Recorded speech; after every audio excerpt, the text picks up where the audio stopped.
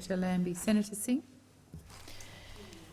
Thank you. I rise tonight to highlight the importance of the COP21, the Conference of the Parties to the United Nations Framework Convention on Climate Change, to be held in Paris later this year, and to highlight why this government's emissions reduction targets announced last week do not go far enough.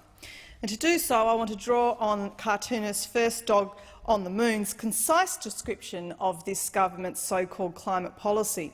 And I quote, "Direct action isn't a policy position, it's the rules of a late-night drinking game at Mr Hunt's place.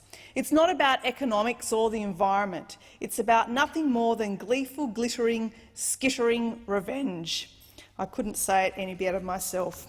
Last week, Mr Abbott committed Australia to one of the weakest emissions targets in the developed world, a reduction of just 26% on 2005 levels by 2030, or only 19% on 2000 levels. That target does not put us roughly in the middle of the pack of comparable countries, as the government would have us believe, in the face of all the evidence and basic economics. In fact, in the words of Bernie Fraser, the chairman of the board of the government's Climate Change Authority and one of the most eminent economic minds in Australia, we're pretty clearly at the bottom. So in the lead-up to the COP21, the UN Paris Climate Change Conference, the Abbott government is setting Australia up to fail in helping to prevent the world warming by more than 2 degrees. And climate scientists say that if the world fails to limit this warming, it will tip over the point where the release of huge amounts of greenhouse gases like methane from melting permafrost or monster forest fires can be prevented. But all the government has in its toolbox is the slush fund it calls the Emissions Reductions Fund.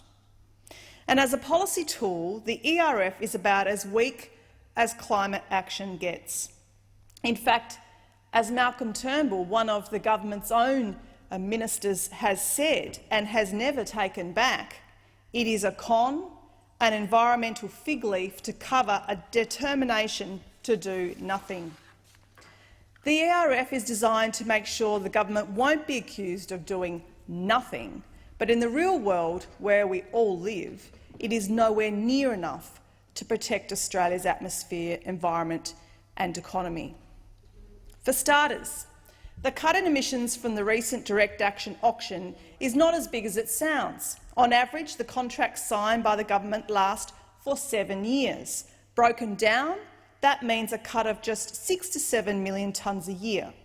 So to put that in perspective, using the most recent available data, Australia will need to cut a cut of more than 40 million tonnes a year, each year, to reach the national target of a 5% cut in emissions below 2000 levels by 2020. So what Minister Hunt announced for the next decade needs to be delivered annually to just meet Australia's minimum target. And as Mr Fraser has made very clear, if we are going to rely on direct action and the Emissions Reduction Fund, the costs of that on the budget are going to be enormous and they're not going to be sustainable. France understands this problem. They think the Prime Minister, our Prime Minister, is opposed to ambitious action on climate change, that, if he even goes to Paris, he will go as a wrecking ball to climate consensus. China is also openly sceptical. They have accused us of doing less to cut emissions than we are demanding of other developed countries. Therefore, I want to read into Hansard some of those questions that China, the United States and Brazil lodged with the United Nations in April this year. Painful questions for this uncomfortable Abbott government to answer about what it actually means to do about global warming and how it means for Australia to play its fair share in the global effort to delay or mitigate global warming. And let me read some of those questions out. Australia has a smaller population than 9 European countries, yet it emits more than every European nation bar Germany. Why then during the negotiations leading up to the Paris Climate Conference at the end of this year is Australia doing less to cut emissions than it is demanding of other developed nations. And why is this fair? What evidence or modelling is there that the Abbott government's Emissions Reduction Fund, the centrepiece of direct action and under which the government will pay some emitters to make some cuts, is enough to make up for the axed carbon price and to meet Australia's commitment of a minimum 5% emissions cut below 2000 levels by 2020? Will this government explain Australia's low level of ambition, and does it at any stage plan to boost its target to cut emissions more quickly? Is Australia actually lowering its level of ambitions and not raising it by effectively reducing the pace at which it will cut industrial emissions through the expansion of the number of agricultural programs included in its greenhouse gas accounting? So these are the questions that have been put to the Australian government by other nations in April this year. And if the Abbott government had a credible global warming policy, or even a climate policy beyond 2020 at all, these questions would not be painful. A shortened Labor government pursuing Labor's climate policy goals would answer these questions with authority, with credence and with evidence. In fact, the world would not need to ask a shortened Labor government these questions at all. A Labor government would have directed its departments to do the modelling. In comparison, the Abbott government admits that no quantitative analysis has been conducted on the mitigation potential of the Emissions Reduction Fund.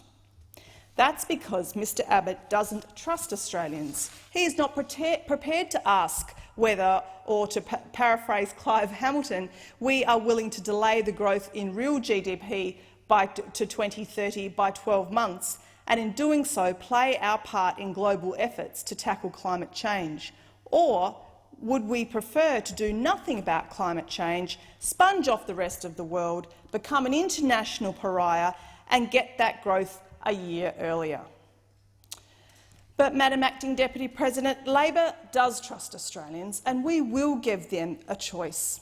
At the next election, we will be a choice between real action on climate change versus no action at all. Labor has a vision to reach 50% of renewables by 2030, and we want to see our country do its part to reduce emissions with an emissions trading scheme, the market-based mechanism universally regarded as the most effective and economic means of reducing emissions. While we still do have a choice when it comes to our climate, it is the Australian people's present misfortune that it is the Abbott government choosing for us at the moment, and it is the Abbott government representing us at the COP21 meeting in Paris later this year. But of course it is my growing hope, and I know it is a number of Australians' growing hope, in fact that number is growing by the day, that in the next year, or at least at the end of next year, Australians will have chosen a new government, a Labor government, to take the strong and necessary action on climate change, not just for us, but for our children and for our grandchildren and for the future, indeed, of our country and our planet.